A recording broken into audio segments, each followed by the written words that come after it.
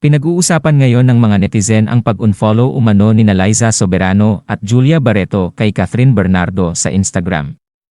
Matatandaang noong Enero ay napaulat na unang in-unfollow ni Catherine ang dalawa sa kasagsagan ng hiwalayan nila ni Daniel Padilla. Mukhang may War of the Roses ngayon sa social media. Dahil lumalabas na pinagkaisahan ni Liza Soberano at Julia Barreto si Catherine, pero matatandaan nga na si Catherine ang unang gumawa ng move na i-unfollow sina Liza at Julia noong January. Maraming nag-react lalo na ang fans sa pag-unfollow ni Julia at Liza kay Catherine. At marami ang kumampi sa ex-girlfriend ni Daniel Padilla. Kumpirmado na ito na hindi na pala pina-follow ni Julia Barreto at Liza Soberano si Catherine Bernardo.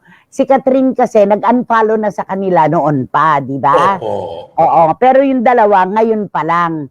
Dahil nung tingnan na yung list ng ano nila talaga ay wala na yung dalawa. Ano komento mo dito, Romel?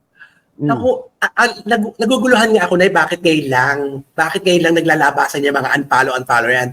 Siguro naisip nila, iniisip na naman ng iba at iisipin natin, may mga proyekto na naman sigurong lalabas ang mga ito. Di ba? Lagi naman ganun, di ba? Na kung may gagawin ng mga bawat artista, may mga moves silang mga ganyan, may lalabas para mapag-usapan. May Hindi mga na natin ganyan, sila masisi, di ba? Ganun di ba? Isa yan sa mga tinitingnan nilang gimmick para sa promosyon. Yung pagpapaingay ng kanilang mga pangalan. Totoo yan. At yung kay Catherine naman, ano naman, kung follow siya ni Julia Barreto at nitong si Liza Soberano. Ano ang bago? Bakit? Pagka ba hindi nila pinalo si Catherine Bernardo, magbabago na ikot ng mundo bukas.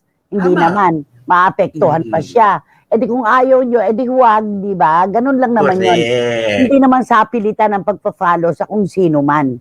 Yun lang naman yun, di ba? Oo, kasi si Catherine, di ba, may dahilan kung bakit sila in-unfollow. Sila, anong dahilan nila? Yun ang tatanong natin. Anong dahilan nila? Bakit in-unfollow nila si Catherine?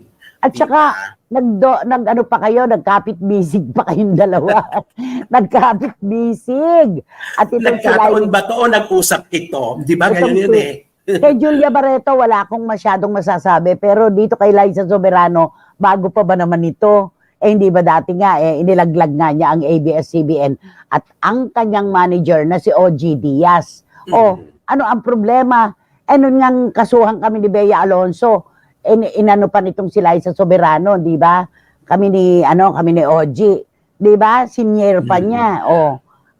Hindi nakabago yan.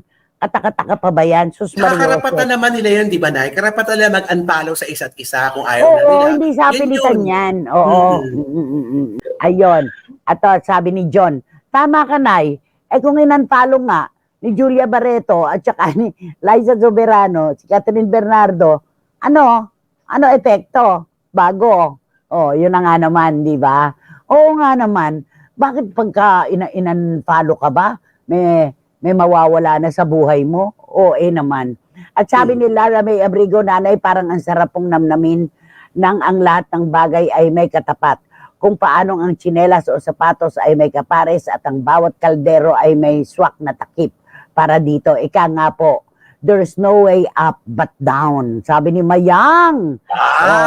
Talaga nga naman, mga komento talaga ngayon, ha? Nakakainit din. Sabi naman ni Tita Nene Ulanday na kagagaling lang sa Baguio, nagliwaliw ng matagal na panahon. Wala na may epekto kay Catherine kung i-unfollow man siya ni Julia at Liza. Hindi naman kabawasan ng kasikatan ni Catherine yan. Oo nga naman. Yun eh. Yun yung ibig sabihin nila. Okay. Walang mawawala kay Catherine sa unfollowan. Sabi ni Ching Bautista Silverio. Unbothered siya kasi busy siya at mas sikat-sikat sa kanilang dalawa. Very busy, Romel, di ba? Ano pa isusunod natin dyan? Yeah. At sabi ni Shoni, Nay, ano naman po kung unfollow nila si Catherine, hindi na makakain si Catherine kasi po mas sikat siya kaysa sa dalawa pa. Sabi niya, oo nga, no. Totoo naman yun eh. And so, ganun lang yun eh, di ba? And so, kakulangan ba kayo sa buhay ni Catherine? Kung paanong hindi rin naman naging kakulangan ni Julia at Liza Soberano nung i-unfollow sila ni Catherine. Ganun lang. Yan. Di ba? Ganun lang talaga. Huwag nang ipilit kung ayaw. Ganun lang naman yun. Pero, itong dalawa talaga, nako, siya, puputaktihin kayo ngayon yan. Di ba? At kung ano ang ginawa nyo, may kapalit yan. Ganun lang yon.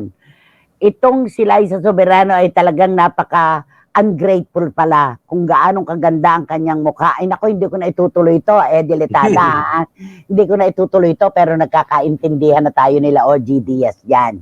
Okay? At sabi pa ni Lara May, and so, at least kami ni Catherine may tisoy sa buhay namin.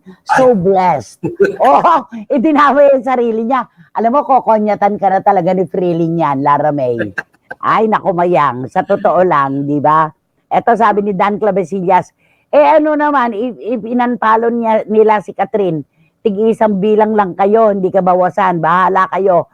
Kahit magpapalo pa kayo. Ayan. Dan Clavesillas, thank you.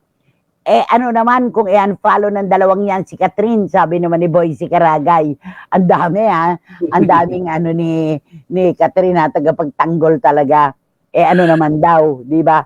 Kasi nga, ano nga? Oo. Ano nga ba? Di ba?